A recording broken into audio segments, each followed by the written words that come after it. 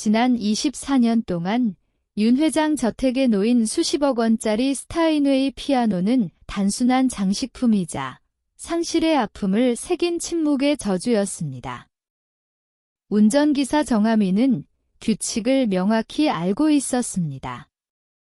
자신은 그림자여야 하며 절대로 저 피아노 건반에 손을 대서는 안 된다는 것을. 하지만 보이지 않는 힘, 깨어난 본능이 그를 금기로 이끌었습니다. 그는 피아노를 배운 적이 없습니다.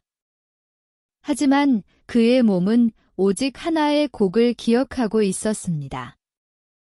24년 전에 비극이 시작되기 전 마지막으로 울려 퍼졌던 바로 그 곡을 말이죠.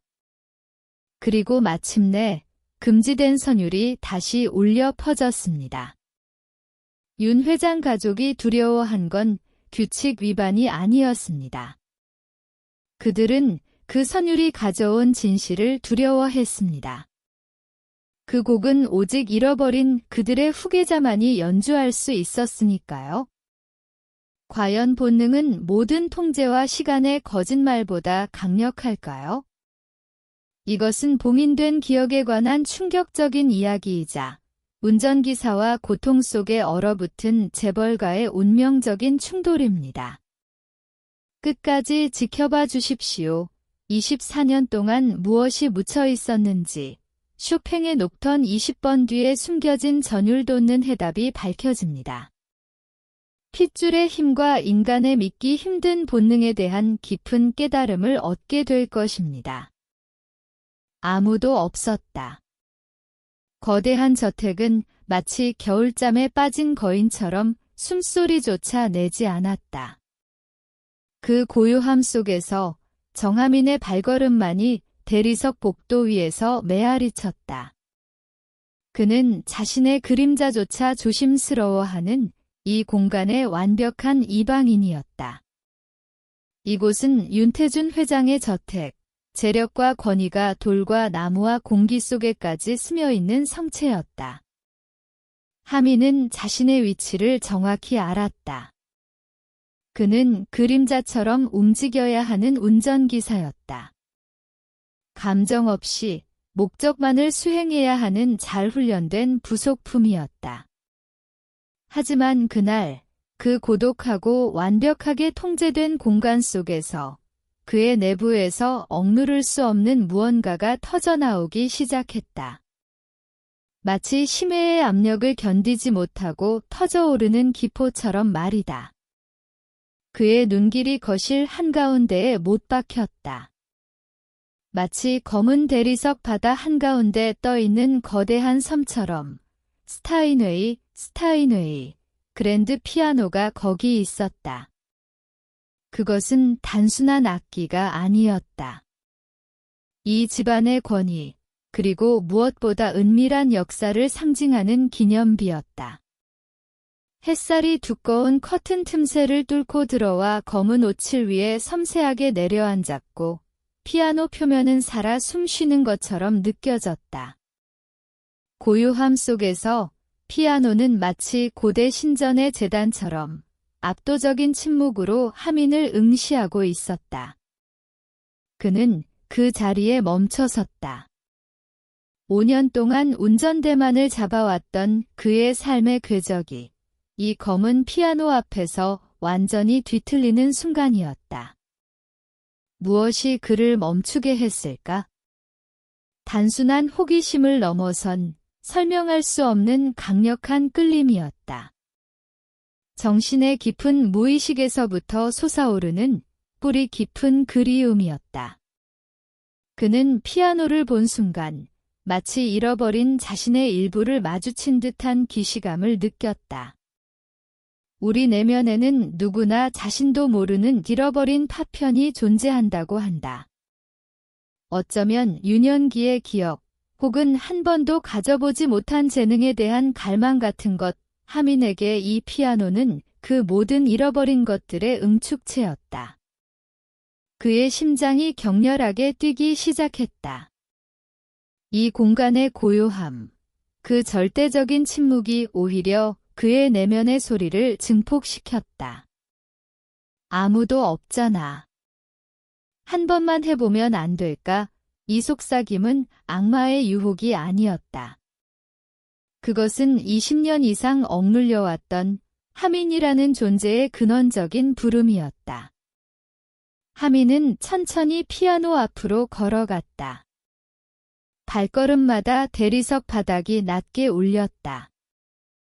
걷는다는 행위는 수평적 이동이지만 이 순간 하민에게는 자신의 과거 혹은 숨겨진 운명으로 향하는 수직적 강화였다. 피아노는 이제 손을 뻗으면 닿을 거리였다. 검은 표면이 거울처럼 그의 불안한 얼굴을 비췄다. 그는 이 저택의 규칙을 알고 있었다. 가정부 말순이 귀에 못이 박히도록 말했었다. 이건 이 집에서 제일 귀한 거예요. 우리는 건반 근처도 못 가요. 절대 손대면 안 된다고 하셨어요. 이 금기는 단순한 재산 보호 차원이 아니었다. 그것은 이 집안의 비밀을 봉인하는 굳건한 자물쇠였다. 그들의 고통, 그들의 죄책감, 그 모든 24년의 침묵이 이 피아노에 응축되어 있었다. 하민은 지금 그 자물쇠 앞에 서 있었다. 인생에서 가장 중요한 결정은 종종 논리가 아닌 충동, 혹은 강력한 운명의 이끌림 속에서 내려진다. 하민은 운전기사로서의 자신의 직업 윤리를, 사회적 지위를, 이 모든 것의 안전을 잠시 내려놓았다. 손을 뻗었다. 그의 손은 평소 핸들을 잡던 단단하고 절제된 손이었다. 그 손끝이 피아노의 건반 덮개, 그 매끄러운 검은 표면에 닿았다. 차가운 감촉. 그 순간 그의 머릿속을 스치는 희미한 파편들이 있었다. 멜로디의 잔해, 웃음소리, 그리고 따뜻한 손길의 기억. 하지만 그 모든 것은 찰나였고 잡으려 하면 곧 사라지는 물거품 같았다. 그는 결국 금기를 깨버렸다. 피아노 덮개를 여는 작은 동작은 외부 세계에 드러내지 않은 하민 내면의 거대한 혁명이었다. 아무도 몰랐다. 그 순간 하민이 단지 피아노 건반을 건드린 것이 아니라 이 저택의 24년 된 시간을 다시 흐르게 했다는 것을. 그가 건반 덮개를 여는 그 순간 되돌릴 수 없는 하지만 필연적이었던 사건의 소용돌이가 시작된 것이다. 그 소용돌이는 잃어버린 과거와 현재의 운명을 뒤섞으며 이 고요한 저택의 모든 질서를 붕괴시킬 것이었다. 하민은 자신의 손이 이미 너무나 많은 것을 알고 있다는 것을, 그리고 그가 곧 이 집안의 가장 깊고 아픈 비밀의 한가운데로 걸어 들어가게 될 것이라는 것을 그 자신조차 알지 못했다. 새벽 공기는 여전히 축축하고 차가웠다. 계절의 변화조차 무시할 것처럼 느껴지는 서울 상위 1% 부유층 주택가의 공기였다. 정하민은 블랙 세단, 아마도 메르세데스 마이바흐, 머세이디즈 메이박, 그 차의 도어 손잡이를 한 번 더 닦아내며 자신의 얼굴을 비춰보았다. 넥타이는 곱게, 셔츠는 군더더기 없이 빳빳하게 다려져 있었다. 전문가의 자세. 그것은 5년의 운전 경력, 그리고 세상의 가장 높은 곳과 낮은 곳을 모두 경험해본 하민이 스스로에게 부과한 단단한 갑옷이었다. 그에게 운전은 단순히 핸들을 잡는 행위가 아니었다. 그것은 완벽한 자기 통제와 서비스, 그리고 계급 사회에서 살아남기 위한 생존 전략이었다. 오늘은 윤태준 회장의 새 운전기사로 첫 출근하는 날이었다. 윤 회장은 국내 굴지의 금융그룹을 이끄는 거물. 그의 저택은 하나의 작은 요새와 같았다. 하민이 대문 앞에서 초인종을 누르자 곧 관리인이 묵직한 철문을 열어주었다. 하민은 신발을 가지런히 벗고 조심스럽게 대리석 복도를 따라 걸음을 옮겼다. 발소리가 나지 않도록 무게 중심을 분산시키는 기술은 그가 수년 동안 익힌 본능이었다. 처음 들어서는 저택의 공기는 유난히 무거웠다. 그 무게는 돈이 만들어내는 물리적인 압력일 수도 있었고, 혹은 이곳에 사는 사람들이 숨기고 있는 비밀이 만들어내는 심리적 밀도일 수도 있었다. 넓고 고요했지만 사람 사는 온기, 일상적인 삶의 따뜻한 흔적은 전혀 느껴지지 않았다. 그때였다. 거실을 지나던 그의 시선이 아까 그 장소에 못 박혔다. 거실 한가운데 권위와 침묵의 상징인 거대한 스타인웨이 그랜드 피아노가 있었다. 스타인웨이는 단순한 피아노가 아니다. 그것은 170년이 넘는 역사 동안 베토벤, 리스트, 라흐마니노프와 같은 거장들이 선택한 악기 제작의 정점이었다. 보통 이런 클래식 악기는 불을 과시하기 위한 장식품일 때가 많지만 이 피아노는 달랐다. 아침 햇살이 커튼 틈으로 비집고 들어와 검은 표면을 부드럽게 쓸고 있었다. 그 빛은 피아노의 깊은 흑단, 제번이 색을 더욱 고귀하게 만들었다.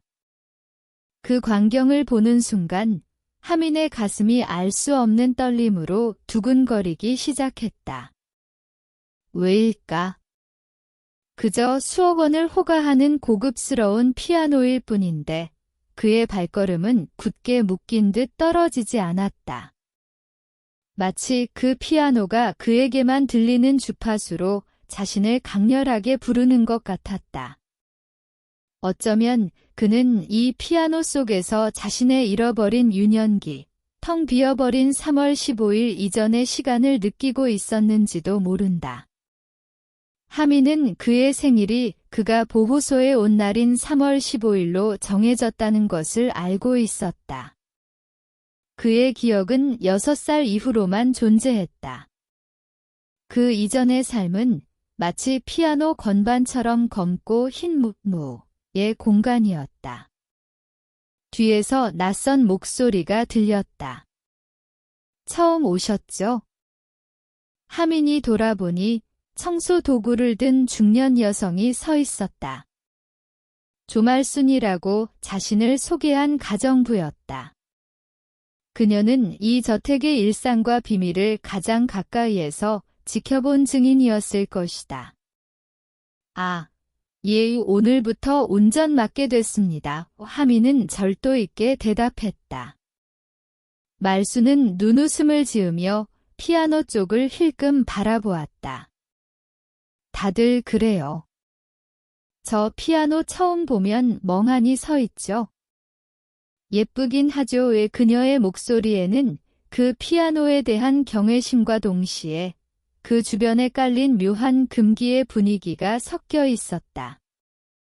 하민이 고개를 끄덕이자 말수는 목소리를 낮췄다. 그것은 마치 오래된 미신이나 전설을 속삭이는 듯했다. 그런데 말이에요. 저건 이 집에서 제일 귀한 거예요. 사모님이 매일 아침 직접 닦으신다니까요. 우리는 건반 근처도 못 가요.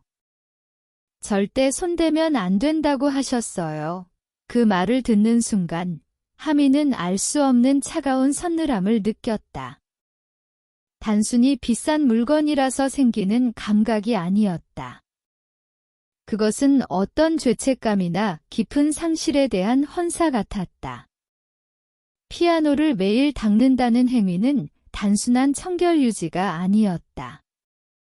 그것은 24년 전 잃어버린 무언가에 대한 매일 반복되는 의식 혹은 속죄 행위였다. 하민은 그 정도로 엄격한 금기를 이해할 수 없었다. 네, 뭐 사연이 있는 모양이에요. 말수는 빗자루를 들고 다른 방으로 향했다. 그녀의 뒷모습은 수많은 비밀을 알고 있지만 결코 입 밖에 내지 않을 숙련된 경비원 같았다. 혼자 남은 하민은 다시 피아노를 바라봤다. 건반 위에 내려앉은 햇빛이 순간 반짝였다. 그 빛은 마치 하민의 눈빛에 반사되어 빛나는 희미하게나마 잡힐 듯한 과거의 기억 조각처럼 느껴졌다. 그는 운전기사였다. 감히 회장가의 가장 깊숙한 성소, 생추에리를 침범할 자격이 없었다. 하지만 그의 영혼은 이미 그 금기에 강력하게 이끌리고 있었다. 그는 직감했다. 이 피아노는 단순한 악기가 아니라 이 집안의 비밀을 품은 판도라의 상자일지도 모른다고. 그리고 자신은 이미 그 상자 주변을 맴돌고 있었다. 고요했던 저택에 미묘한 변화의 리듬이 울려 퍼졌다. 잠시 후 2층에서 발소리가 들려왔다. 묵직하면서도 완벽하게 절제된 리듬. 그 소리는 이 집의 주인이 가진 권위와 통제력을 그대로 반영하는 듯했다. 계단 난간 너머로 윤태준 회장의 실루엣이 나타났다. 금융계를 움직이는 거물답게 그의 모습에는 흐트러짐 없는 강한 기운이 감돌았다. 그리고 그의 뒤를 따라 이서현 부인이 천천히 내려왔다. 우아하고 고상했지만 그녀의 걸음걸이와 표정에는 짙은 피로와 설명할 수 없는 슬픔의 그림자가 드리워 있었다. 마치 그녀의 영혼이 24년 전의 어느 시점에 갇혀버린 듯한 인상이었다. 회장이 거실에 들어서다가 하민을 발견했다. 그 순간 회장의 완벽하게 통제되던 표정에 미묘한 변화가 스쳤다. 그것은 놀람이나 당황이라기보다는 아주 짧은 찰나에 스쳐 지나간 회피적인 감정이었다. 마치 보고 싶지 않은 과거의 잔상을 마주한 사람처럼. 하지만 그것도 잠시. 회장은 곧 평소의 무표정한 얼굴, 즉 사회적 지위가 요구하는 가면으로 돌아왔다. 이 사람인가요? 회장이 짧게 물었고 그 질문은 이 공간에서 하민의 존재가 하나의 기능적 부품임을 명확히 했다. 서연이 고개를 끄덕였다. 오늘 새로 온 기사분이에요. 하민은 허리를 곱게 펴고 인사했다. 정하민입니다. 앞으로 잘 부탁드립니다. 하민이라. 이 회장은 그의 이름을 되뇌며 하민의 얼굴을 잠시 바라보았다. 그 시선에는 신입 직원을 평가하는 것을 넘어선 알 수 없는 무거운 심리적 무게가 실려 있었다. 하민은 그 시선에 담긴 깊은 곳에 혼란을 감지했지만 이유를 알 수 없었다. 24년 전 잃어버린 아들의 이름, 그 이름의 울림이 회장의 통제된 감정선을 미세하게 흔들고 있었던 것이다. 회장의 시선은 자연스럽게 거실 쪽으로 옮겨갔다. 그곳에는 아침 햇살을 받아 빛나는 그랜드 피아노가 있었다. 피아노를 본 회장의 눈빛이 순간 격렬하게 흔들렸다. 그것은 무언가를 강렬하게 떠올리는 듯한, 그러나 동시에 온 힘을 다해 그 기억을 외면하려는 듯한 복잡한 감정의 충돌이었다. 이 피아노는 회장에게 있어 멈춘 시간을 상징하는 시계였으며 매번 그것을 볼 때마다 그는 과거의 비극적인 순간으로 강제 소환되는 듯했다. 하민은 이 장면을 놓치지 않았다. 왜 이 집의 가장이 자신의 거실에 있는 피아노를 저토록 불편하게 바라보는 것일까? 서연 부인도 하민을 바라보고 있었다.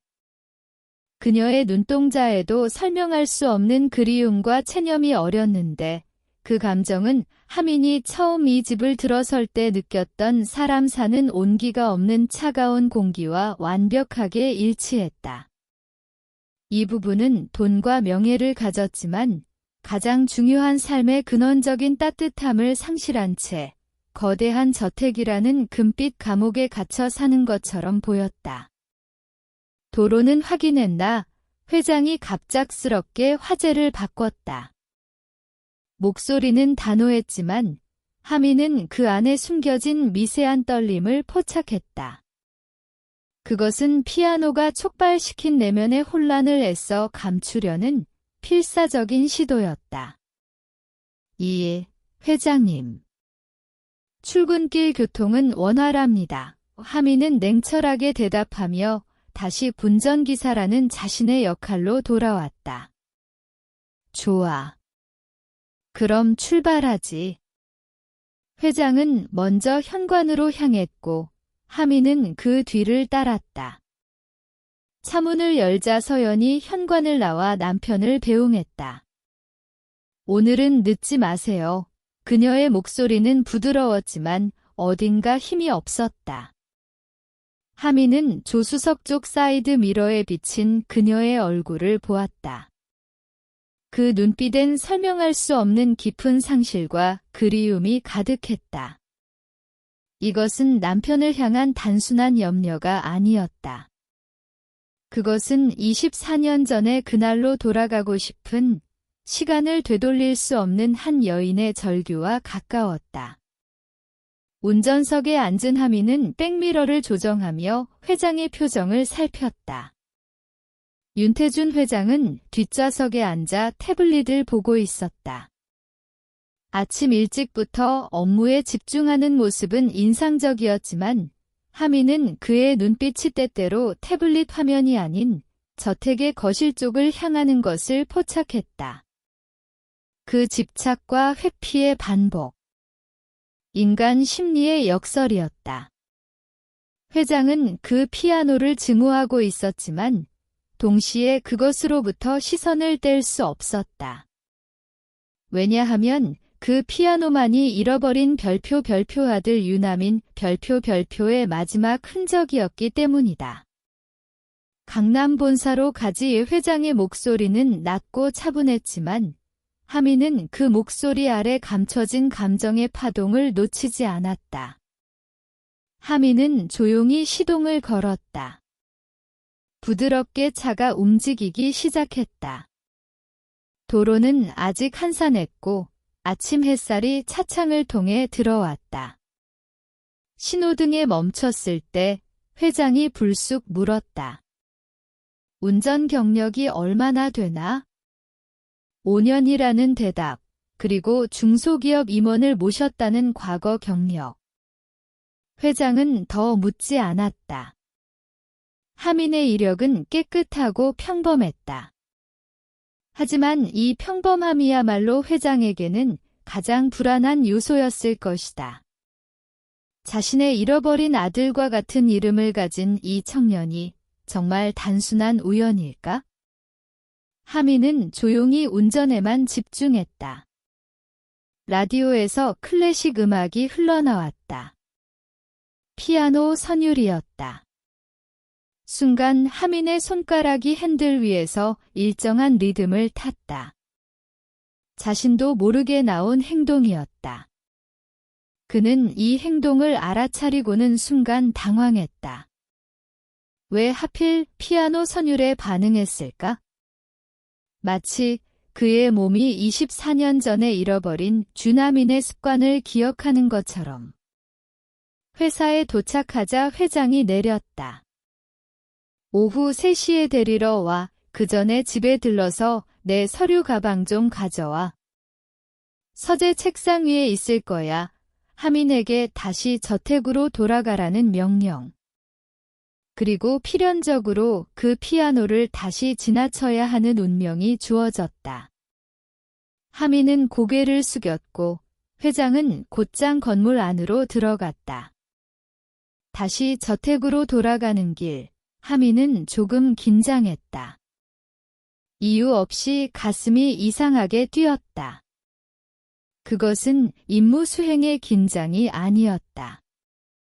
그것은 별표 그 피아노 별표가 자신에게 미치는 설명할 수 없는 강렬한 영향력 때문이었다. 그는 단순한 운전기사였다. 하지만 그의 무의식은 이미 이 저택의 비밀 속으로 깊숙이 침투하고 있었다. 오후 3시를 앞두고 다시 저택으로 돌아가는 하민의 마음은 묘한 긴장감으로 가득했다. 서류 가방을 가지러 가야 한다는 임무는 명분일 뿐, 사실은 다시 그것일, 그 피아노를 마주해야 한다는 운명적인 끌림이 그를 이끌었다.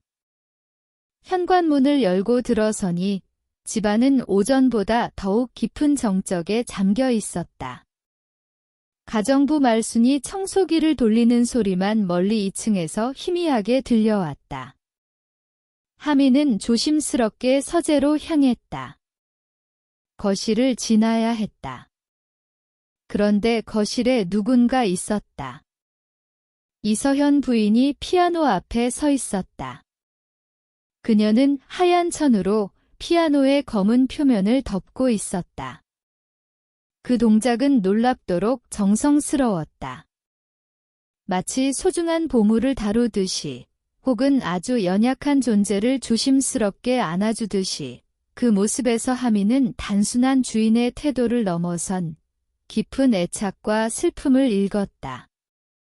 이 피아노는 그녀에게 있어 과거를 보존하는 일종의 성물 같은 존재일 것이다. 하민이 들어서자 서연이 고개를 들었다.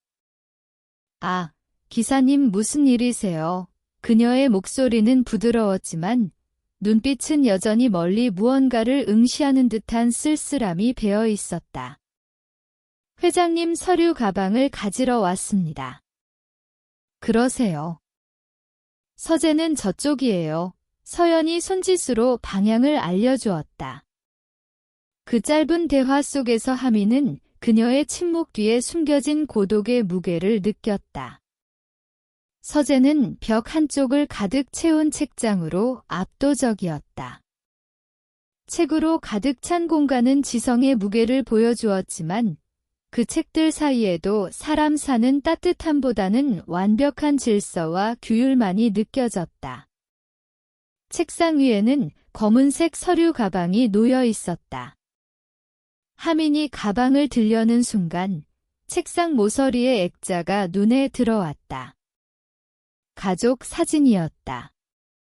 윤태준 회장 부부와 젊은 여성이 함께 찍은 사진. 아마도 딸, 윤하진일 것이다. 사진 속 하진은 밝게 웃고 있었는데 그 웃음은 이 저택의 무거운 공기와는 대조적으로 생기와 활력이 넘쳤다. 서연에게 인사를 한 후 밖으로 나오면서 하민은 다시 한번 뒤를 돌아봤다. 커다란 창문 너머로 서연이 여전히 피아노 앞에 서 있는 게 보였다. 그녀의 뒷모습은 왠지 모르게 쓸쓸하고 작아 보였다. 마치 영원히 잡을 수 없는 과거를 향해 손을 뻗는 듯한 모습이었다. 차에 올라탄 하민은 잠시 생각에 잠겼다. 이 집 사람들은 겉으로는 평범한 부유한 집안 같았지만 어딘가 무거운 공기가 감돌았고 특히 그 피아노를 중심으로 설명할 수 없는 비밀이 회오리 치고 있었다. 오후 3시, 하민은 다시 회사로 향했다. 도착하니 회장이 이미 로비에서 기다리고 있었다. 서류 가방 가져왔나? 예, 뒷좌석에 있습니다. 회장은 고개를 끄덕이고 차에 올랐다. 그런데 집으로 가는 대신 다른 곳으로 가자고 했다.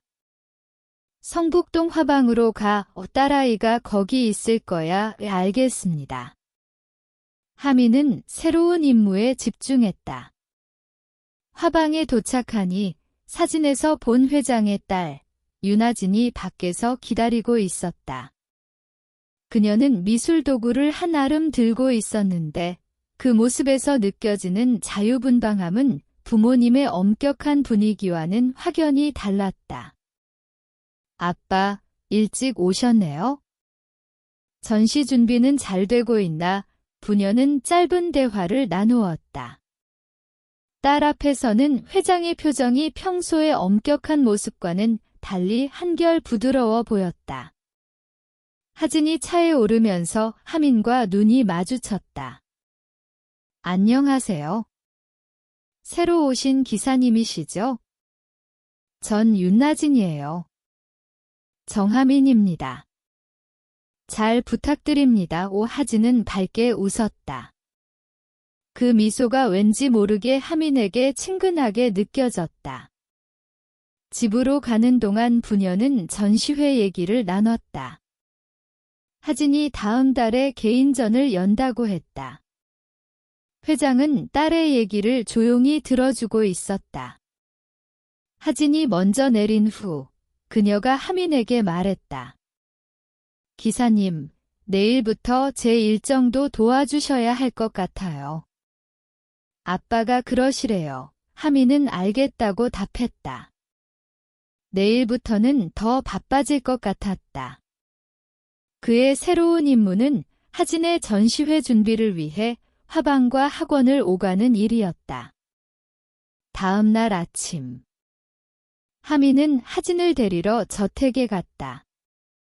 하진이 화구 가방을 들고 현관을 나왔다. 기사님, 성함이 정하민이라고 하셨죠? 이름이 예쁘네요. 왠지 익숙한 느낌이에요. 하민은 별 생각 없이 웃으며 대답했다. 그래요. 저는 흔한 이름이라 생각했는데요. 하진이 뒷좌석에 짐을 싣고 자리에 앉았다. 차가 출발하자 그녀는 가방에서 수첩을 꺼내 뭔가를 확인했다. 오늘은 종로 화방에 먼저 들렀다가 학원으로 가 달라는 지시. 도로는 아침 출근 시간이라 조금 막혔다. 신호등에 멈춰 서 있을 때 하진이 창밖을 보며 말했다. 벌써 11월이네요. 전시회가 다음 달인데 준비할 게 산더미예요. 하민은 백미러로 하진을 보았다. 그녀는 걱정스러운 표정이었지만 동시에 젊은 예술가 특유의 기대감도 보였다. 첫 개인전이신가요? 네, 그래서 더 떨려요. 잘해야 할 텐데 화방에 도착했다. 오래된 건물 2층에 있는 작은 화방이었다. 하진이 계단을 올라가며 말했다. 여기 사장님이 정말 좋으신 분이에요. 제가 대학 때부터 다녔거든요. 화방 안에는 물감 냄새와 나무 냄새가 섞여 있었다. 마치 예술가의 땀과 고뇌가 응축된 듯한 냄새였다. 하진이 주문한 캔버스를 받는 동안 하민은 입구 쪽에서 기다렸다. 이것 봐요. 기사님. 하진이 작은 스케치북을 들고 왔다. 이게 전시회에 걸 그림 스케치예요. 어때요? 연필로 그린 스케치였는데 바다 풍경이었다. 수평선과 파도, 그리고 멀리 보이는 작은 섬이 그려져 있었다. 멋있네요. 실제로 가보신 곳인가요? 어릴 때 가족이랑 갔던 곳이에요. 기억이 흐릿한데 그냥 느낌만 남아 있어요. 하진의 목소리에 아련함이 묻어났다. 캔버스를 차에 싣고 학원으로 향했다. 하진이 강의하는 미술학원은 대학가 근처에 있었다. 하민은 근처 벤치에 앉아 신문을 읽었다. 가끔 학원 창문을 올려다보니 하진이 학생들을 가르치는 모습이 보였다. 진지하면서도 부드러운 표정이었다. 자신의 꿈을 향해 나아가는 젊은이의 모습이었다. 강의가 끝나고 하진이 나왔을 때 그녀의 손과 팔에 물감이 묻어 있었다. 하민이 차에서 물티슈를 꺼내 건넸다. 하진이 고마워하며 받았다. 센스 있으시네요. 항상 차에 물티슈 준비해 두세요. 습관이에요. 필요할 때가 많더라고요. 점심시간이 되자 하진이 제안했다. 배고프신데 간단하게 점심 드실래요? 제가 살게요. 매일 이렇게 데려다 주시는데 그것밖에 못 해드려서 두 사람은 학교 근처 작은 분식집에 갔다. 김밥과 라면을 시켰다. 평범한 점심이었지만 왠지 편안했다. 기사님은 미술 관심 있으세요? 하진이 물었다. 잘 모르지만 보는 건 좋아해요. 하진은 밝게 웃었다. 다음에 시간 되시면 제 작업실 구경 오세요. 그림 그리는 과정 보는 것도 재미있을 거예요. 오후엔 다시 화방을 들렀다. 하진이 붓을 고르는 동안 하미는 가게 안을 둘러봤다. 한쪽 벽에 걸린 오래된 피아노 그림이 다시 그의 눈에 들어왔다. 왜인지 시선이 오래 머물렀다. 그 그림 좋죠. 하진이 옆에 와서 말했다. 화방 사장님 어머니가 그리신 거래요? 옛날에 피아니스트셨대요. 피아노를 정말 사랑하셨나 봐요. 그림에서 느껴지네요. 하진은 하민을 보며 미소 지었다. 기사님도 느끼세요? 저도 그 그림 볼 때마다 뭔가 느껴져요. 그리움 같은 거요. 두 사람은 피아노 그림 앞에서 같은 감정을 공유하고 있었다. 하민은 왠지 모르게 하진에게서 자신과 같은 주파수를 느꼈다. 그들의 대화는 단순한 고용주와 피고용인을 넘어선 묘한 친밀감을 형성하고 있었다. 이 겹쳐지는 감정의 조각들, 그리고 알 수 없는 그리움의 파편들은 단순한 우연의 일치일까? 아니면 24년 전 갈라졌던 운명의 실타래가 다시 엮이고 있다는 증거일까? 집으로 돌아가는 길, 차 안은 다시 고요했다. 하진은 뒷좌석에서 무언가를 생각하는 듯 말이 없었고, 하미는 묵묵히 운전에 집중했다. 하지만 두 사람 사이에는 아까 화방에서 공유했던 별표 그리움 별표이라는 묘한 감정의 파동이 잔잔하게 흐르고 있었다. 운전을 하는 동안 하민의 귀에는 여전히 라디오에서 흘러나왔던 클래식 음악, 피아노 선율의 잔향이 맴돌았다. 신호등에 멈춰 섰을 때 하진이 먼저 침묵을 깼다. 기사님, 오늘 하루 종일 운전하시느라 피곤하셨죠? 하민은 백미러로 그녀를 보며 말했다. 괜찮습니다. 이게 제 일이니까요. 그래도 고마워요. 덕분에 편하게 다녔어요.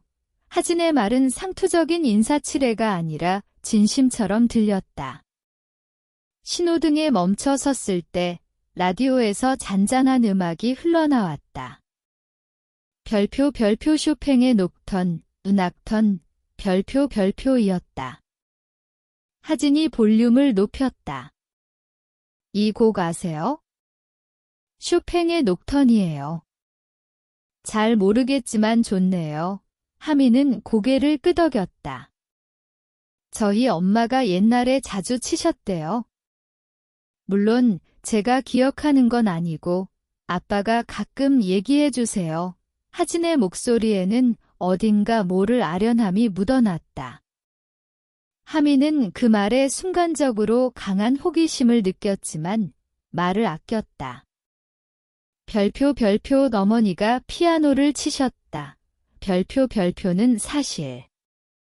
그리고 딸 하진은 그 기억을 가지고 있지 않다는 것. 이는 이서현 부인이 피아노에 보이는 그 극심한 회피와 애착, 그리고 윤태준 회장의 불편함과 연결되는 결정적인 단서일 수 있었다. 쇼팽의 녹턴은 낭만주의 시대의 밤의 노래로 주로 우울함, 그리움, 그리고 깊은 사색을 담고 있다. 특히 하진의 어머니가 쳤다는 그 곡은 아마도 이 가족의 잃어버린 과거와 직결되는 슬픔의 상징일 것이다. 하미는 자신의 손끝에 피아노 선율을 타고 싶다는 강한 충동이 일었지만 운전기사라는 자신의 위치를 다시 한번 상기시키며 꾹 눌러 참았다. 이것은 단순한 음악적 취향의 문제가 아니었다. 하민은 문득 궁금해졌다. 왜 이서현 부인은 지금은 피아노를 치지 않을까? 그리고 왜 하진은 어머니가 피아노 치는 모습을 본 적이 없다고 했을까? 이 집안의 모든 이야기는 마치 하나의 블랙홀처럼 거실 한가운데 놓인 그 검은 스타인웨이를 중심으로 빨려 들어가고 있었다. 피아노는 더 이상 악기가 아니라 24년 전 발생한 어떤 비극을 봉인한 시간의 캡슐이었다. 저택에 도착했을 때 현관에 서연이 서 있었다. 딸을 기다리고 있었던 것 같았다. 하진아, 오늘도 늦었구나. 서연이 걱정스럽게 물었고 하진은 전시 준비 때문에 바쁘다고 대답했다. 큰 그림을 그리는구나. 서연이 하진이 차에서 내리는 캔버스를 보며 말했다. 네, 이번엔 좀 욕심을 내보려고요. 모녀가 집으로 들어가는 모습을 보며 하민은 문득 생각했다. 겉보기에는 완벽한 가족이지만 그들 사이에는 깊고 오랜 침묵의 균열이 존재했다. 다음 날부터 하민과 하진은 더 많은 시간을 함께했다. 하민은 하진을 화방, 학원, 갤러리 이곳저곳으로 데려다 주었다. 그 과정에서 두 사람은 자신들도 모르게 놀라운 공통점을 발견하기 시작했다. 이것은 심리학에서 말하는 쌍둥이 연구의 전형적인 사례처럼 보였다. 비록 일란성은 아니었지만 쌍둥이 혹은 가까운 혈연 관계에서는 성장 환경이 달라도 특정한 습관이나 선호가 겹치는 현상이 종종 관찰된다. 어느 날 아침 하진이 물었다. 기사님, 혹시 비 오는 날 좋아하세요? 하늘은 구름이 잔뜩 끼어 있었다. 하민은 놀라서 대답했다. 좋아합니다. 창문 열고 빗소리 듣는 걸 좋아해요. 하진의 목소리에 놀라움이 묻어났다. 정말요? 저도 그래요. 어릴 때부터 비 오는 날이면 꼭 창문을 열었어요. 비 오는 날을 좋아하는 사람은 흔치 않았다. 학교로 가는 길에 신호대기를 하게 되었다. 하민은 무의식적으로 무릎 위를 손가락으로 두드리고 있었다. 일정한 리듬이었다. 그때 하진이 뒷좌석에서 똑같은 리듬으로 손가락을 두드리고 있는 것을 보았다. 두 사람이 동시에 소리를 냈고 서로를 보며 어색하게 웃었다. 저 이 리듬 자주 두드려요? 습관이에요. 하진이 말했다. 하민도 고개를 끄덕였다. 저도요. 언제부터인지는 모르겠는데 이 며칠이 지나면서 둘은 더 많은 공통점을 발견했다. 좋아하는 색은 보통 사람들이 우중충하다고 여기는 회색이었다. 둘 다 회색이 가장 안정적이라고 느꼈다. 어느 날 하진이 차에 탄 순간 물었다. 기사님, 혹시 백단향 좋아하세요? 네, 어떻게 하셨어요? 차에서 그 향이 나요. 저도 작업실에 백단향 향초를 켜두거든요. 그리고 가장 충격적인 것은 둘 다 다른 것은 너무 달아서 싫어하고 오직 아메리카노만을 마신다는 것이었다. 하민은 점점 이상한 기분이 들었다. 우연이라고 하기엔 너무 많은 것들이 겹쳤다. 이것은 단순한 취향의 일치가 아니었다. 마치 두 개의 분리된 영혼이 같은 기억의 설계도를 공유하고 있는 것처럼 느껴졌다. 하민의 내면 깊은 곳에서 이 모든 두연이 그를 저택의 피아노, 그리고 24년 전 잃어버린 그 무엇으로 강력하게 이끌고 있다는 직감이 피어올랐다. 하민과 하진 사이에 겹치는 부연의 조각들이 늘어갈수록 하미는 이 거대한 저택의 핵심부에 존재하는 숨겨진 진실에 점점 더 가까워지고 있었다. 그 진실의 열쇠는 여전히 거실의 피아노, 그리고 그것을 끔찍이 아끼면서도 연주하지 않는 이서현 부인이 쥐고 있었다. 운명은 종종 가장 예상치 못한 순간에 우리에게 가장 중요한 임무를 부여한다. 하미는 새로운 임무를 수행하고 있었다. 하진의 전시회 준비가 한창인 어느 날 오후, 회장 부부가 외출 준비를 하는 동안 하미는 차를 대기시키기 위해 저택 안을 오갔다. 유난히 맑은 날이었다. 구름 한 점 없는 하늘에서 쏟아지는 햇빛이 저택 전체를 환하게 비추고 있었다.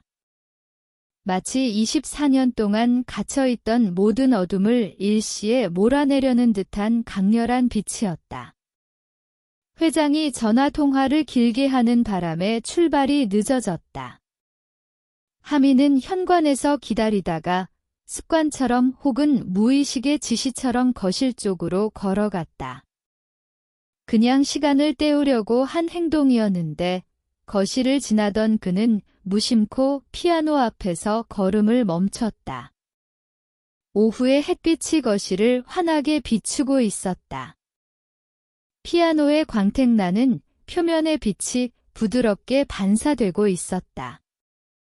검은 피아노인데도 햇빛 속에서는 깊은 갈색빛이 도는 것 같았다.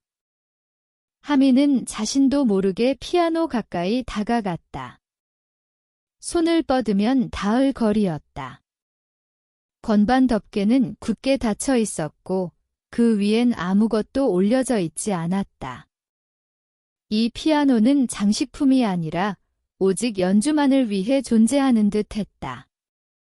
가까이서 보니 피아노 옆면에 작은 흠집들이 있었다. 오래된 흔적이었다. 이 피아노가 오랫동안 누군가에게 사랑받고 사용되었다는 증거였다. 하지만 지금은 아무도 치지 않는다고 했다. 그 침묵이 하민의 가슴을 짓눌렀다. 마치 소리가 나야 할 곳에 진공이 존재하는 듯한 답답함이었다. 그 순간 등 뒤에서 조용한 발소리가 다가왔다. 그 피아노. 낮고 약간 갈라진 목소리였다. 하민이 돌아보니 서연이 서 있었다. 오늘도 단정한 차림이었지만 눈가엔 늘 그렇듯 알 수 없는 피로가 스며 있었다. 하민은 한 걸음 물러서며 고개를 숙였다. 죄송합니다. 그냥 지나가다가 괜찮아요.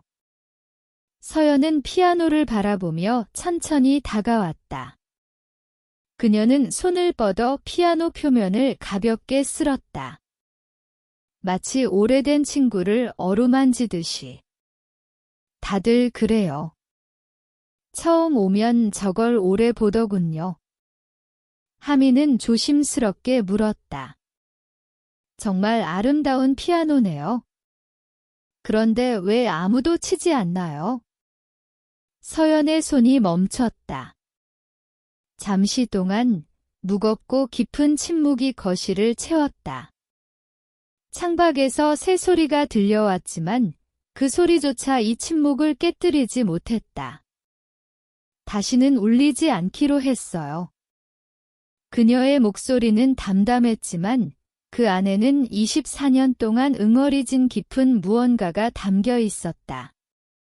하미는 더 묻고 싶었지만 그럴 수 없었다.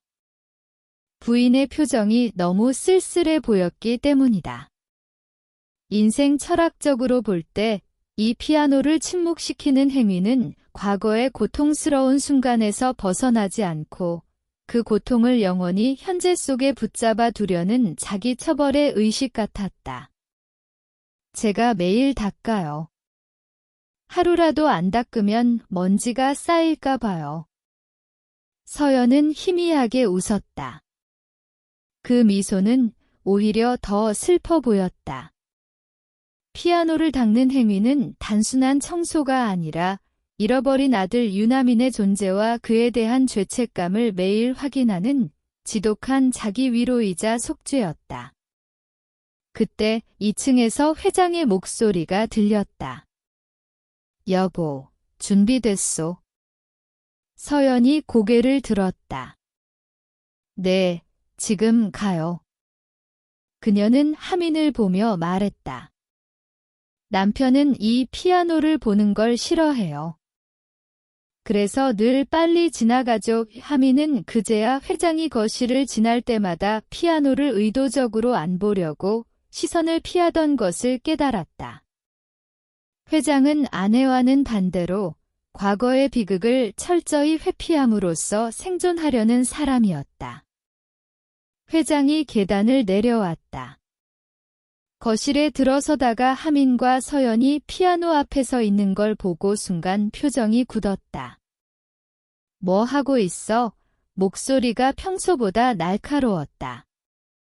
그에게 피아노는 금기이자 부부 사이에 봉인된 상처였기 때문이다. 서연이 조용히 대답했다. 그냥 얘기 좀 하고 있었어요. 회장은 피아노를 쳐다보지도 않고 현관으로 향했다. 출발하지. 하민은 급히 따라 나섰다.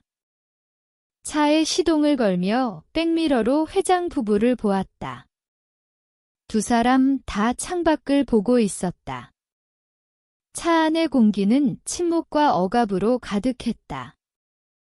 이 집안의 비밀은 너무나 크고 무거워서 하민의 직업적 중립성을 계속해서 위협하고 있었다. 하민은 운전기사로서 선을 넘지 않으려 했지만 그의 무의식은 이미 이 비극적인 드라마의 주요 배역으로 깊숙이 편입되고 있었다. 그는 곧 알게 될 것이다. 이 모든 끌림과 우연, 그리고 침묵이 24년 전의 비극을 다시 무대 위로 올려놓기 위한 거대한 서곡이었음을.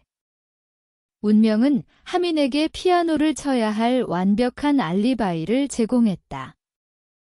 윤 회장 부부와 하진은 하진의 전시회장으로 향했다. 이제 저택은 완벽하게 비어 있었다. 일상적으로 그 공간을 지키던 관리인과 가정부 말순마저 퇴근한 모양이었다. 이 거대한 성체는 이제 하민 혼자만의 무대가 되었다. 집안이 고요했다. 아무 소리도 들리지 않았다. 시계 초침 소리마저 크게 느껴질 정도의 심리적 진공 상태였다. 평소엔 늘 누군가 있던 집이 이렇게 완전히 비어있는 건 처음이었다. 하민은 현관문을 열고 들어섰다. 신발을 벗고 복도를 걸었다. 발소리가 대리석 바닥에 울려 퍼졌다. 하진의 작업실은 2층 끝 방이었다. 문을 열자 물감 냄새와 테레비뉴 냄새가 섞여났다. 예술가의 열정이 담긴 공간이었다. 창가 쪽에 캔버스 2개가 세워져 있었고 책상 밑에 조명 받침대가 놓여 있었다. 하민은 캔버스를 조심스럽게 들었다. 생각보다 가벼웠다. 받침대도 함께 챙겨서 계단을 내려왔다. 1층 복도로 내려와 거실 쪽으로 걸어갔다. 현관으로 나가려면 거실을 지나야 했다. 이 모든 행동은 임무 수행이었다. 철저히 계산된 움직임, 감정이 배제된 기능적인 이동. 하지만 거실에 들어서는 순간 하민의 발걸음은 멈췄다. 피아노였다. 거실 한가운데 피아노가 오후의 햇빛 속에서 장엄하게 서 있었다. 정성스럽게 닦인 검은 표면이 은은하게 빛을 머금고 있었다. 마치 살아 숨쉬는 것처럼 느껴졌다. 검은 오칠 위로 햇살이 춤을 추고 있었다. 하민은 그 자리에 서서 피아노를 바라봤다. 캔버스를 든 채로 움직이지 못했다. 또다시 그 강렬한 끌림이 밀려왔다. 평소에도 느꼈던 이상한 감정이었지만 지금은 그 강도가 수십 배로 증폭되었다. 왜냐하면 이제 아무도 없었기 때문이다. 누가 볼 사람도 제지할 사람도 없었다. 이 절대적인 고독 속에서 그 끌림은 훨씬 더 강렬하게 느껴졌다. 그의 가슴이 더 빠르게 뛰기 시작했다. 숨이 조금 가빠졌다. 처음 이 집에 왔을 때부터 느꼈던 그 이끌림이 지금 이 순간 억누를 수 없을 만큼 커져 있었다. 인간의 무의식은 때로 논리적인 이성보다 더 강력한 힘을 발휘한다. 하민의 내면 깊은 곳에서는 무언가가 터져나오길 갈망하고 있었다. 머릿속 어딘가에서 희미한 무언가가 또 스쳐 지나갔다. 여전히 형체를 알 수 없었지만 예전보다 조금 더 선명한 것 같았다. 잡으려 하면 사라지고 외면하려 하면 다시 떠오르는 기억의 파편이었다. 하민은 한참을 그렇게 서 있었다. 햇빛 속에 빛나는 피아노를 바라보며 24년 동안 억눌렀던 감정이 터져나오는 걸 느끼며 시간이 멈춘 것 같았다. 오직 자신의 심장 소리만이 귀가에서 울렸다. 혼자라는 것이 이렇게 다른 느낌일 줄 몰랐다. 평소엔 참아야 했다. 하지만 지금은 정말로 아무도 없었다. 그래서 이 끌림을, 이 그리움을 숨길 필요가 없었다. 그것은 이성의 통제를 벗어난 영혼의 요청이었다. 하민은 천천히 캔버스와 받침대를 바닥에 내려놓았다. 그리고 피아노 앞으로 걸어갔다. 손을 뻗으면 닿을 거리였다. 건반 덮개가 눈앞에 있었다. 검은 칠이 거울처럼 자신의 얼굴을 비쳤다. 심장이 미칠 듯이 뛰었다. 손이 떨렸다. 하지만 멈출 수 없었다. 이 순간 하민은 운전기사가 아니었다. 그는 자신의 잃어버린 과거를 찾아 나선 탐험가였다. 하민은 천천히 건반 덮개를 열었다. 딸깍. 작은 소리가 고요한 거실에 울렸다. 88개의 건반이 드러났다. 까만 건반과 하얀 건반이 질서정연하게 늘어서 있었다. 하민은 숨을 멈췄다. 왜인지 모르겠지만 눈물이 핑 돌았다. 이유를 알 수 없었다. 그저 피아노 건반을 보는 것뿐인데 가슴 깊은 곳에서 무언가가 터져나오려 했다. 그리움, 혹은 그보다 더 깊은 잃어버린 정체성에 대한 슬픔이었을까? 하민은 자신도 모르게 피아노 의자를 당겼다. 끽. 의자가 바닥을 스치는 소리가 났다. 그리고 앉았다. 앉는 순간 온몸에 전율이 흘렀다. 설명할 수 없는 감정이 밀려왔다. 마치 오래전 잃어버린 무언가를 되찾은 것 같은 영혼의 귀소 본능 같은 느낌이었다. 하민은 떨리는 손을 건반 위에 올렸다. 차가운 촉감이 손끝에 전해졌다. 왼손이 먼저 움직였다. 그는 생각하지 않았다. 그냥 손가락이 저절로 움직였다. 도미솔 손가락이 자연스럽게 자리를 찾아갔다. 오른손도 올렸다. 5개의 손가락이 건반 위에서 제자리를 찾았다. 그는 피아노를 쳐본 적이 없다고 믿었다. 하지만 그의 몸의 기억, 그의 근육의 기억은 모든 것을 알고 있었다. 하민은 천천히 첫 번째 건반을 눌렀다. 맑고 깊은 음이 고요한 거실에 퍼졌다. 그 소리를 듣는 순간 하민의 눈에서 눈물 한 방울이 떨어졌다. 왜 우는지 몰랐다. 하지만 눈물이 멈추지 않았다. 두 번째 건반을 눌렀다. 손가락이 움직였다. 하민의 의지와 상관없이 손가락이 스스로 건반을 찾아갔다.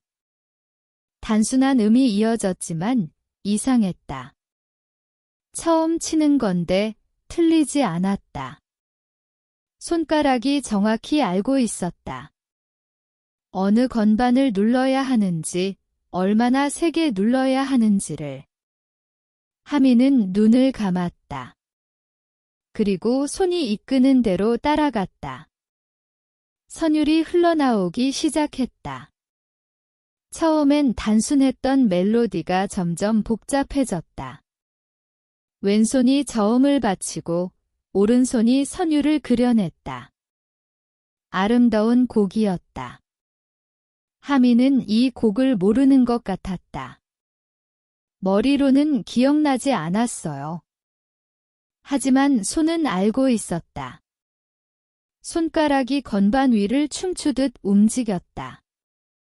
빠르게, 느리게, 부드럽게, 강하게. 음악이 거실을 가득 채웠다. 24년 동안 침묵했던 피아노가 다시 노래하고 있었다. 하민의 얼굴에 눈물이 흘러내렸지만 손은 멈추지 않았다. 연주는 계속되었다. 그것은 단순한 연주가 아니었다. 그것은 잃어버린 정체성의 선언이자 닫혔던 시간의 문을 강제로 열어젖히는 행위였다. 하민의 손가락은 건반 위를 춤추고 있었다. 그의 의식과는 무관하게 손은 완벽한 멜로디와 리듬을 창조해냈다. 선율은 점점 깊어지고 복잡해졌다. 그것은 별표 쇼팽의 녹턴 20번, C# 마이너, 낙턴 넘버 20, 아프, 포스트, 별표이었다. 이 곡은 쇼팽이 사후에 출판된 작품이지만 그의 가장 애절하고 깊은 그리움을 담은 명곡으로 꼽힌다. 이 곡의 선율은 잃어버린 낙원, 돌아갈 수 없는 과거에 대한 슬픈 회상을 담고 있으며 이는 24년 동안 이 저택에 갇혀있던 슬픔과 완벽하게 공명했다. 하민은 완전히 음악 속에 빠져들었다. 그의 눈물이 피아노 건반 위로 떨어졌지만 그는 연주를 멈추지 않았다. 그것은 마치 자신의 과거를 스스로 연주하고 잃어버린 기억의 조각들을 선율로서 다시 짜 맞추는 행위였다. 연주는 클라이맥스를 향해 달려갔다.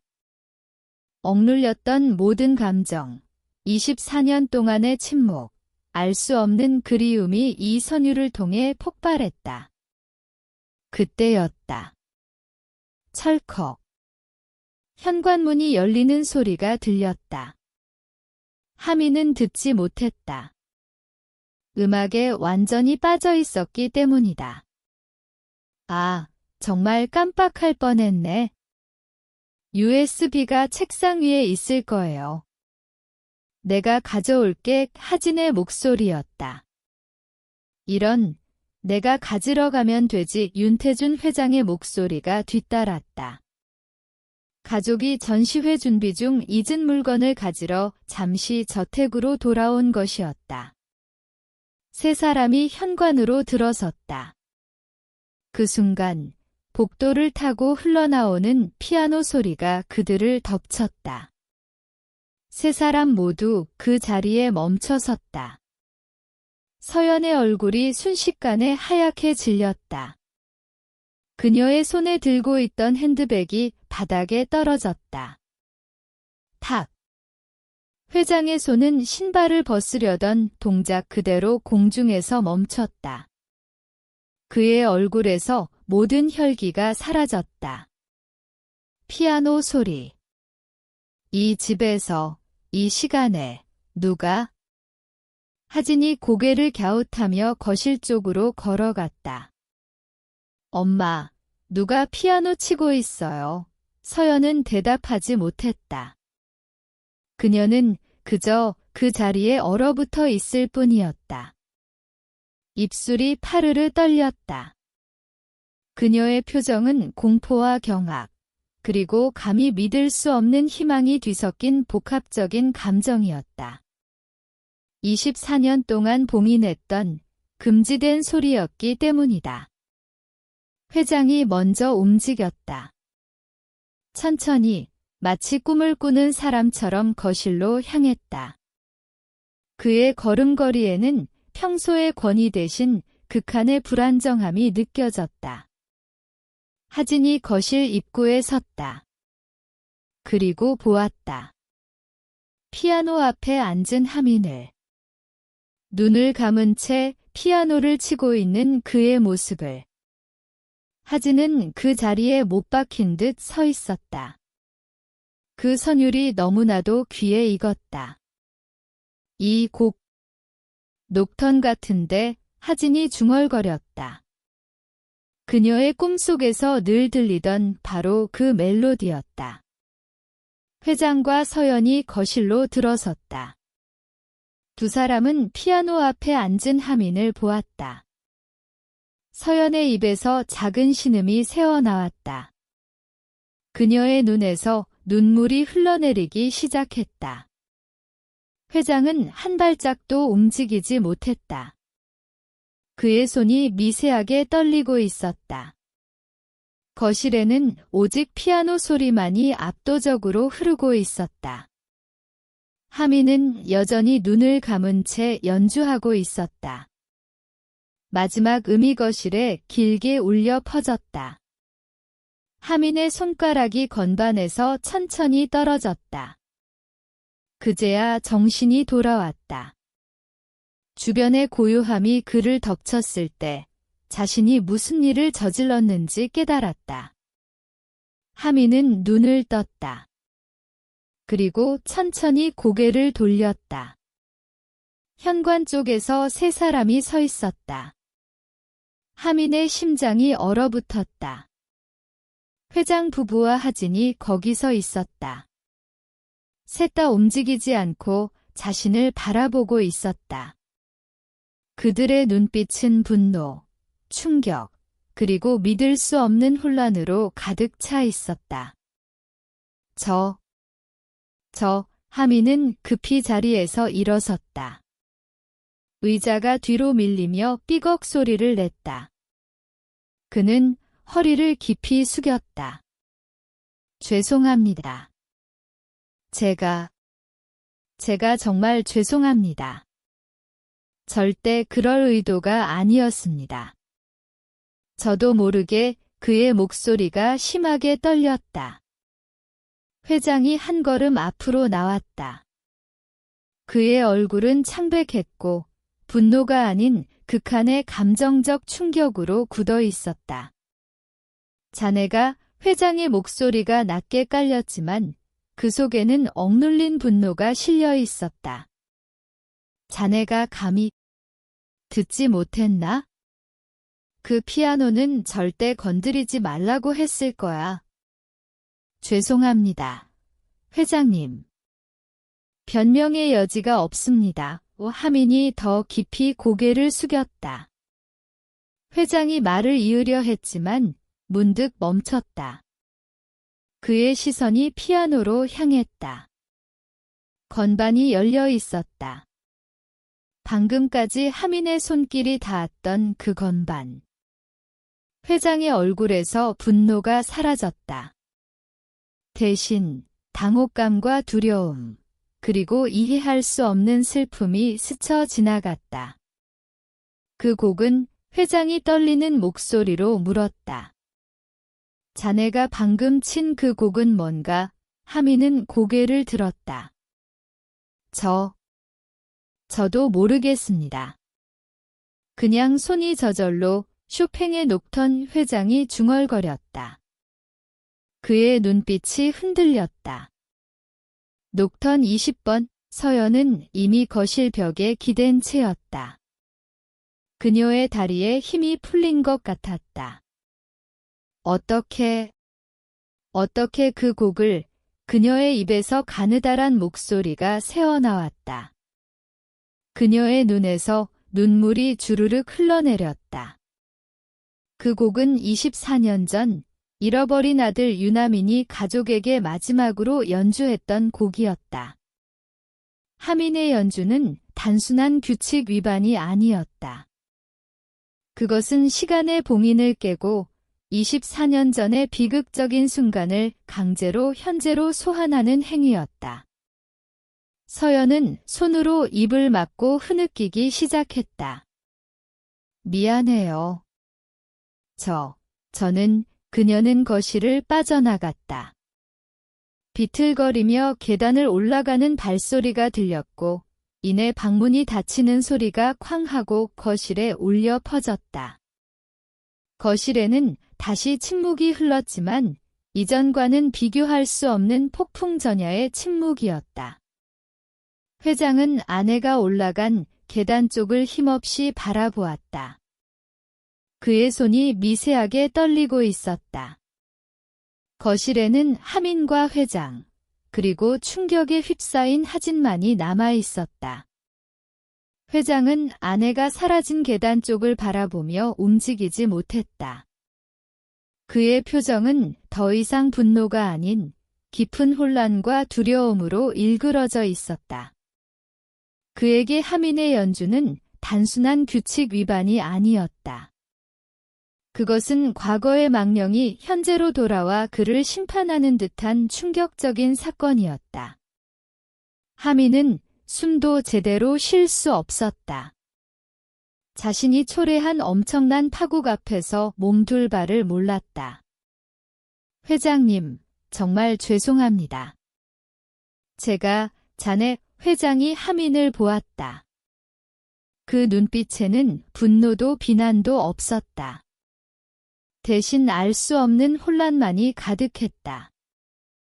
자네 어디서 그 곡을 배웠나? 회장의 질문은 논리적인 질문이 아니었다. 그것은 자신의 현실이 무너지는 순간에 던지는 절박한 검증이었다. 배운 적이 없습니다. 하민이 떨리는 목소리로 대답했다. 배운 적이 없다고? 네, 저는 피아노를 쳐본 적이 없습니다. 그런데 손가락이 저절로 네 말은 하민에게도, 회장에게도, 그리고 이 비극을 지켜보는 관찰자에게도 가장 충격적인 진실이었다. 몸이 기억하는 음악. 그것은 이성이나 교육의 영역을 넘어선 생명체의 가장 깊은 본능, 혹은 유전적 기억의 발현이었다. 회장은 말없이 하민을 바라보았다. 길고 긴 침묵이 흘렀다. 그 침묵은 하민의 가슴을 짓눌렀다.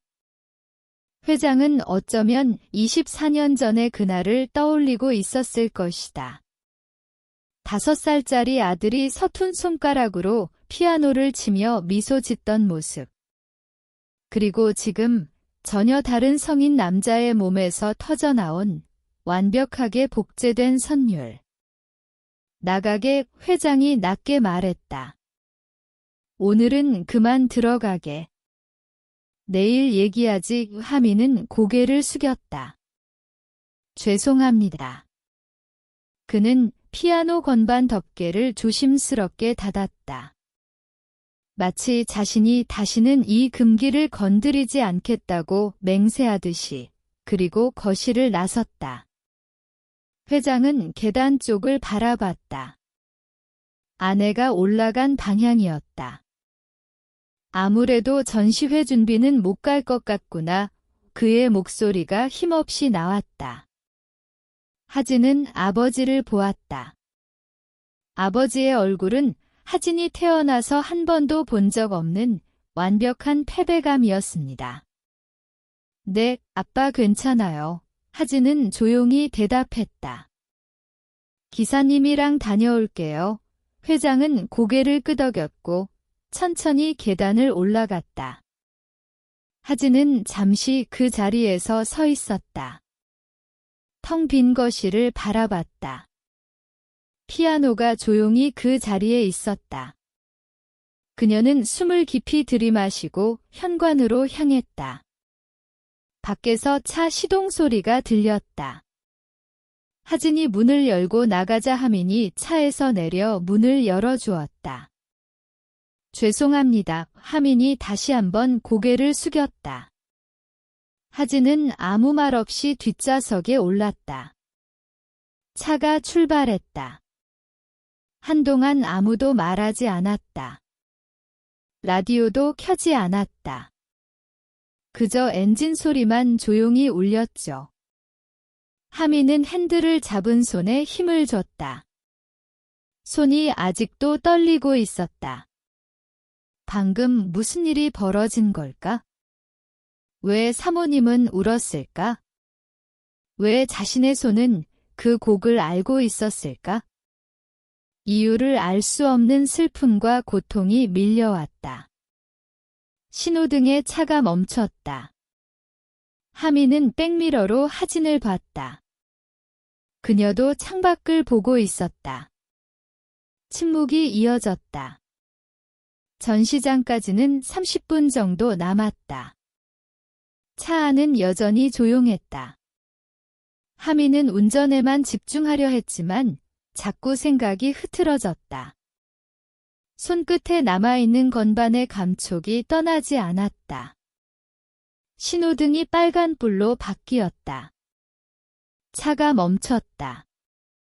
그때 뒷좌석에서 하진의 목소리가 들렸다. 기사님, 하민이 백미러로 그녀를 봤다. 아까 피아노 치시는 모습이요. 하진이 말을 잇지 못했다. 잠시 망설이더니 다시 입을 열었다. 꿈에서 본 것 같아요. 하민의 손이 핸들 위에서 멈췄다. 꿈에서요. 네, 어릴 때부터 계속 같은 꿈을 꿔요. 하진의 목소리가 떨렸다. 피아노 앞에 누군가 앉아 있어요. 뒷모습만 보여요. 다가가려고 하면 그 순간 깨거든요.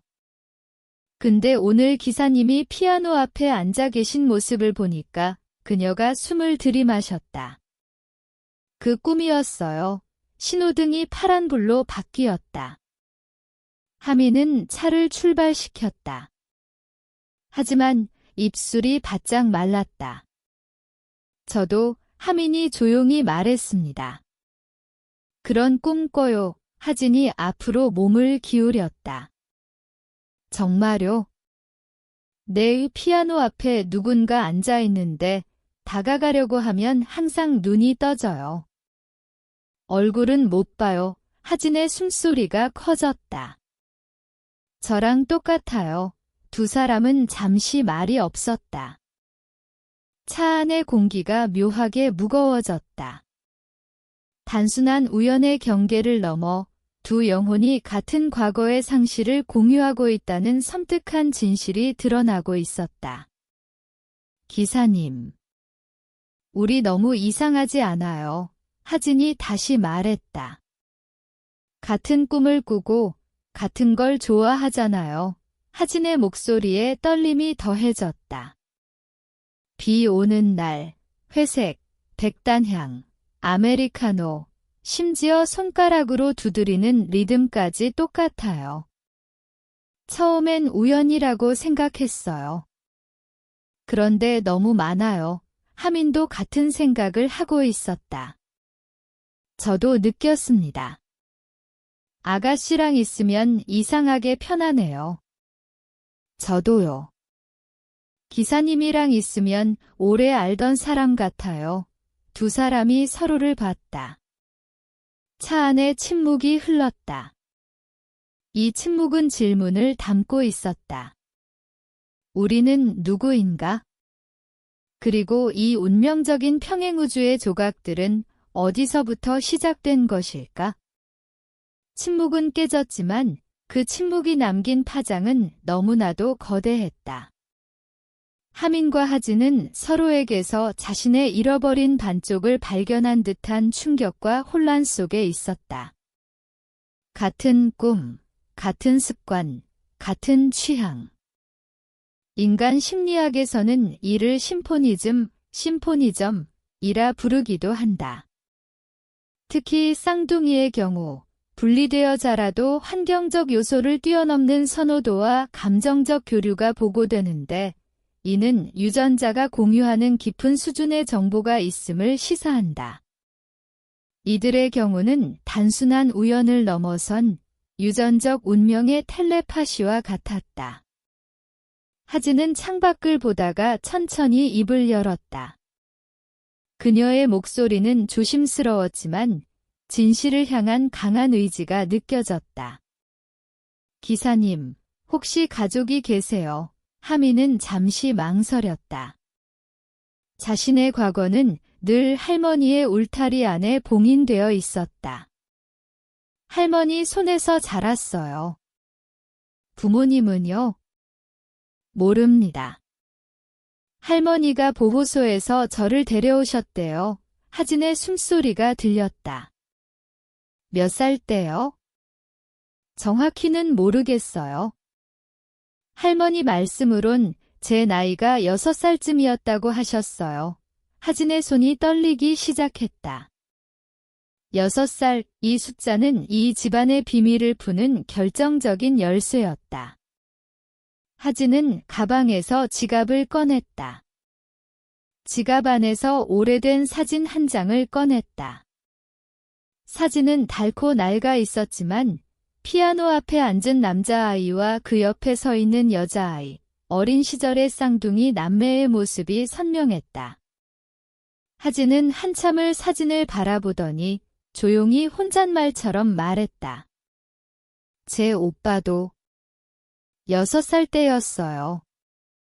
잃어버린 게 하민은 대답하지 않았다. 무슨 말을 해야 할지 몰랐다. 하진은 사진을 가슴에 안았다. 기사님, 하진이 다시 하민을 불렀다. 생일이 언제세요? 하민은 핸들을 꽉 잡았다. 저는 기억이 안 나는데 할머니가 3월 15일이래요. 하진의 얼굴이 하얗게 질렸다. 그녀는 입술을 깨물었다. 눈에 눈물이 고이기 시작했다. 그녀는 믿을 수 없다는 듯, 그러나 이미 알고 있었다는 듯 떨리는 목소리로 속삭였다. 저도 3월 15일이에요. 차 안에 흐르는 공기는 이제 단순한 침묵이 아니었다. 그것은 24년의 시간을 관통하는 충격적인 진실이었다. 3월 15일, 같은 날 태어난 쌍둥이, 6살이라는 상실의 시점. 같은 꿈 같은 음악에 대한 본능적인 반응. 이 모든 것이 한 곳을 가리키고 있었다. 하민은 아무 말도 하지 못했다. 하진은 창밖을 보았다. 눈물을 참으려는 듯 했다. 한참의 침묵이 흘렀다. 전시장인가요? 하진이 떨리는 목소리로 말했다. 네, 하민은 시동을 다시 걸었다. 차가 천천히 움직이기 시작했다. 하진은 뒷좌석에서 사진을 계속 바라보고 있었다. 그녀의 눈에서 눈물이 한 방울 떨어졌다. 하민은 그것을 백미러로 보았지만 아무 말도 하지 않았다. 두 사람 모두 말이 없었다. 하지만 하진은 알고 있었다. 이 모든 것이 우연일 리 없다는 것을. 그의 눈앞에 앉은 운전기사가 24년 동안 꿈속에만 존재했던 잃어버린 쌍둥이 오빠, 유나민일지도 모른다는 것을. 한편 같은 시각 저택 2층 창가에 서 있던 윤태준 회장은 차가 떠나는 소리를 들었다. 그는 천천히 몸을 돌려 아래를 내려다보았다. 거실에 피아노가 보였다. 건반 덮개가 굳게 닫혀 있었지만 그 위에는 아직도 하민의 손길이 남긴 잔향이 존재하는 것 같았다. 회장은 2층 복도를 걷다가 한방 앞에서 멈췄다. 문이 굳게 닫혀 있었다. 손잡이에 먼지가 쌓여 있었다. 오랫동안 아무도 열지 않았다는 증거였다. 이곳은 24년 전 시간이 멈춘 공간, 회장 부부의 죄책감과 고통이 봉인된 성소였다. 회장은 떨리는 손으로 문손잡이를 잡았다. 삐걱. 문이 천천히 열렸다. 방 안은 어두웠다.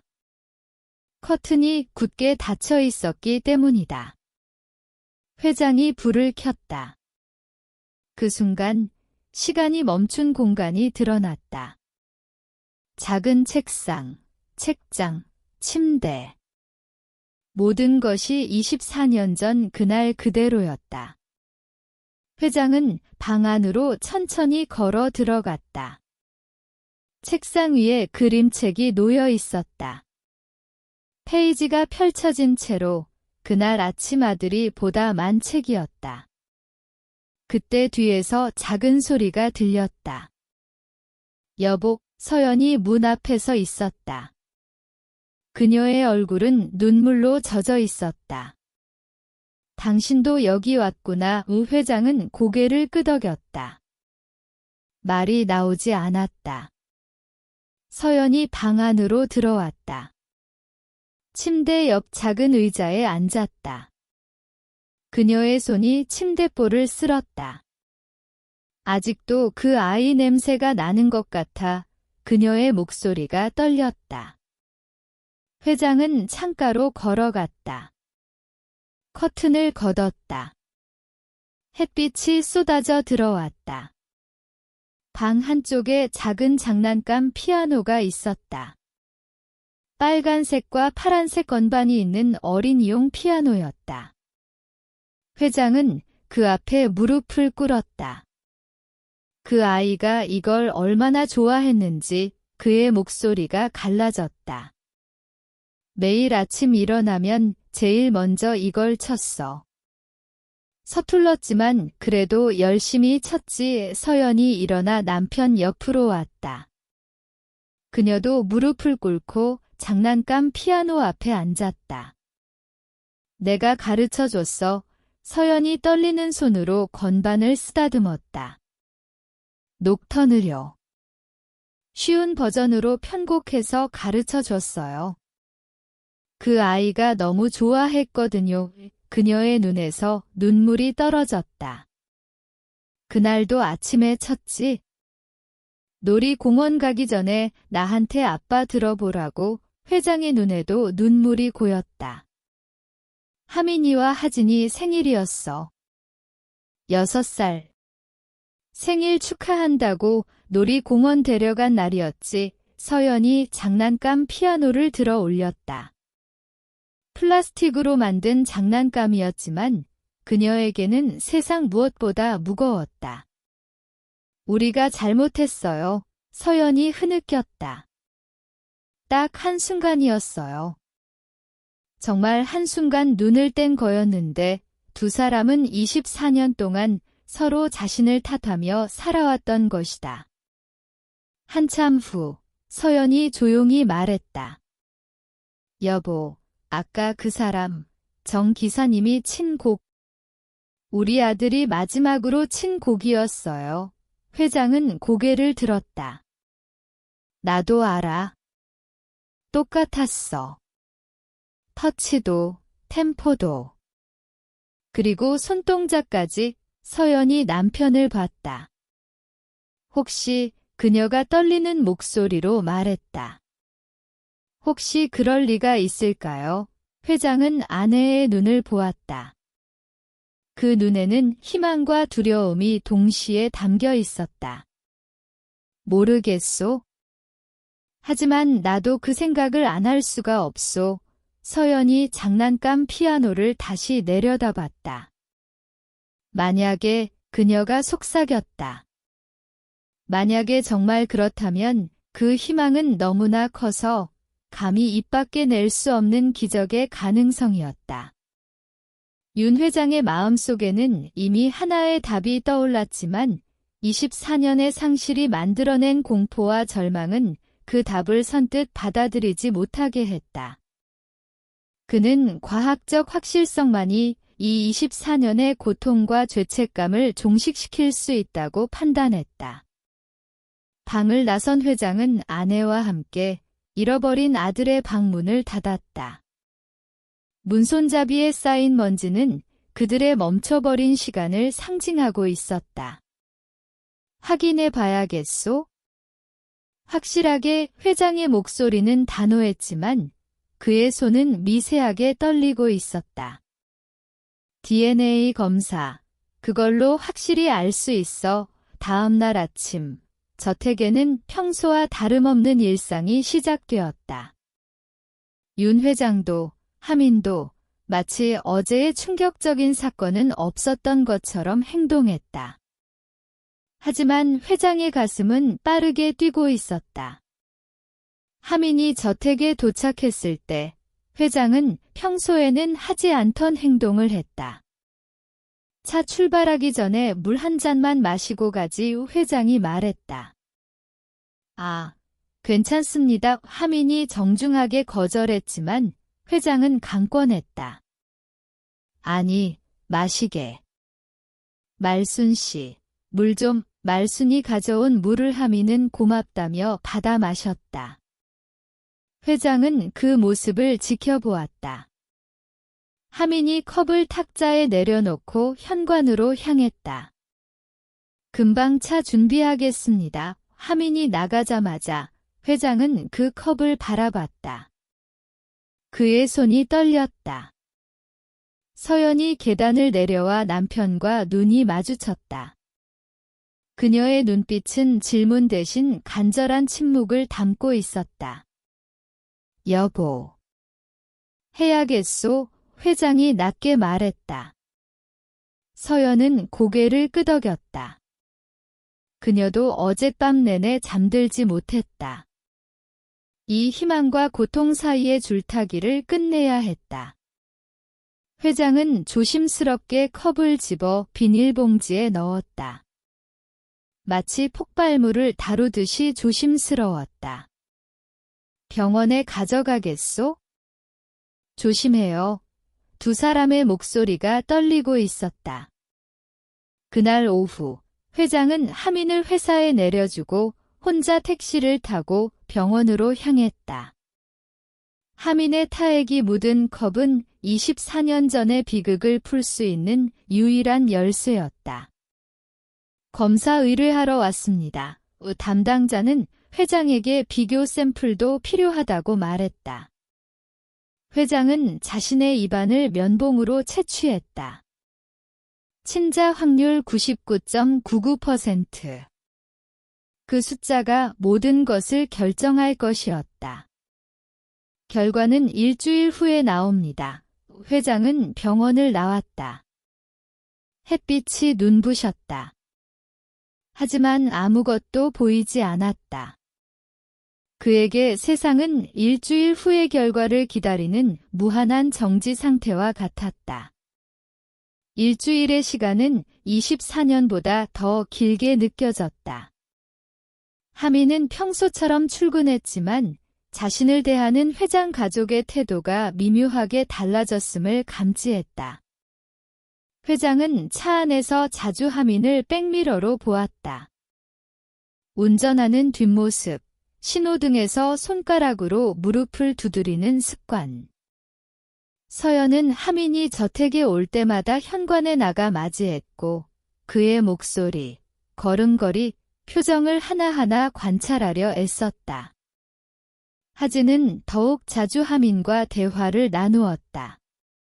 기사님, 커피 드시겠어요? 아메리카노시죠.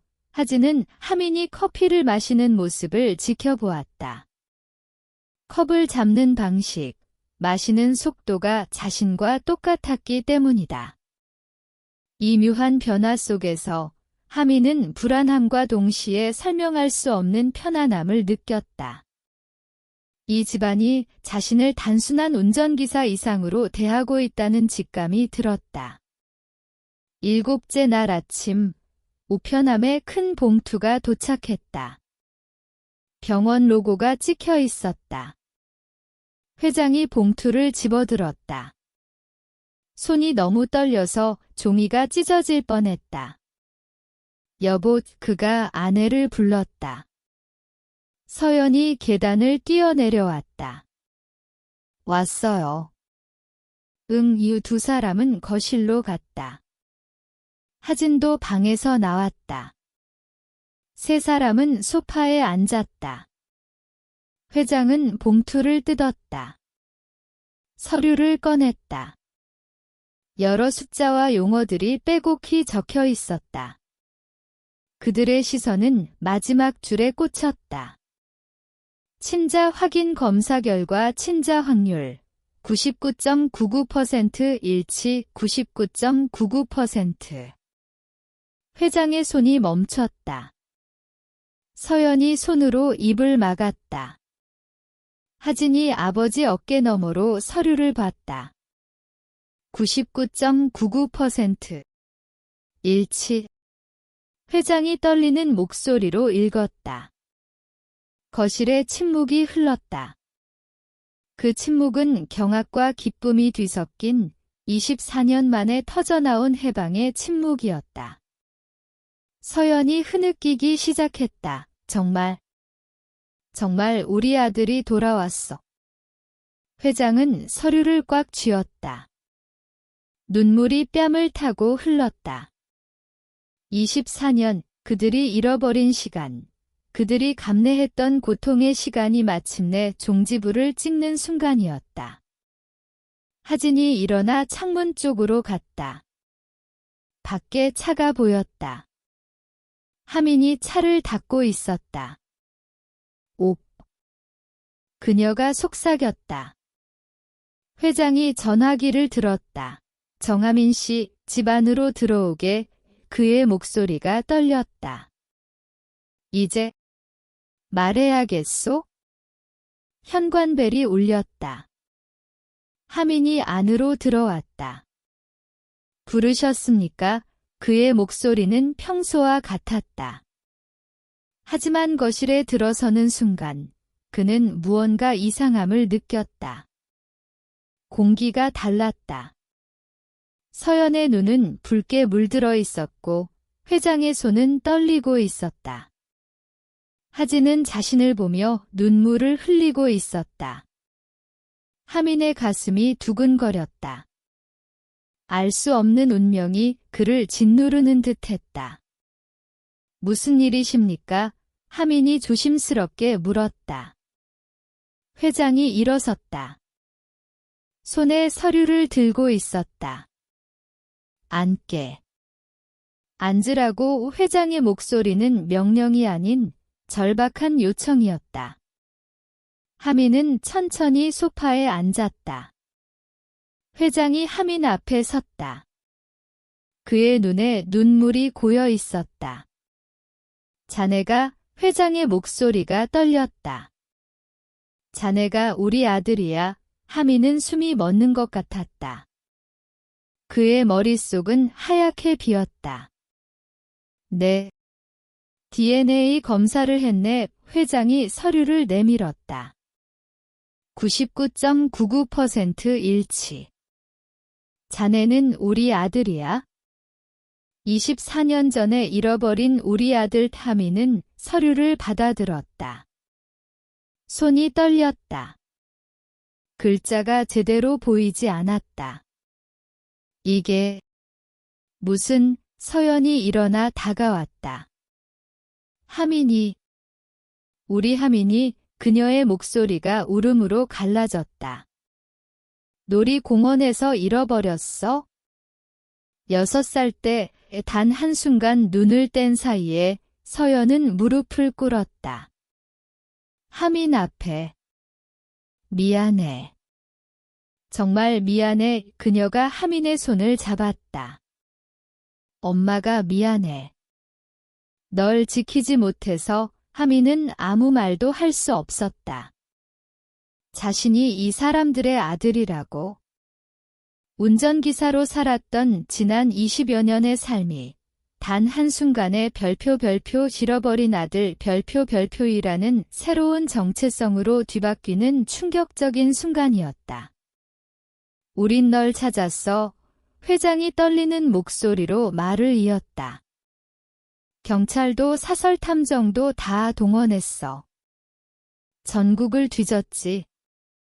하지만 찾을 수 없었어. 회장은 하민의 어깨에 손을 올렸다. 넌 이름밖에 기억 못했다고 했지? 하민이라고. 네, 그게 내 이름이야. 유나민. 우리가 지어준 이름, 유나민. 하민의 눈에서 눈물이 흘렀다. 그 이름이 자신의 본래 이름이었어요. 단 하루도 회장이 주먹을 쥐었다.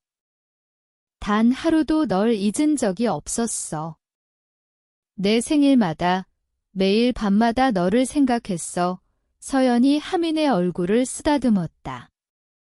너무 컸어. 이렇게 훌쩍. 엄마가 너를 키워야 했는데. 너의 시간들을 다 함께 했어야 했는데 하민은 떨리는 목소리로 말했다. 저는 행복했어요. 할머니가 저를 정말 잘 키워주셨어요. 이 말은 새로운 가족에 대한 감격 속에서도 자신을 키워준 정은심 할머니에 대한 깊은 존경과 사랑을 잊지 않는 하민의 인생 철학을 보여주었다. 하진이 다가왔다. 오빠, 그녀가 하민의 손을 잡았다. 진짜 오빠였어. 내가 느낀 게 맞았어. 쌍둥이니까 하진이 울면서 웃었다. 그래서 같은 꿈을 꾸고, 같은 것을 좋아하고, 같은 리듬을 두드렸던 것이다. 이 모든 것은 쌍둥이만이 공유하는 태초의 기억이었다. 피아노는요? 하민이 물었다. 왜 제 손이 그 곡을 알고 있었나요? 서연이 눈물을 닦았다.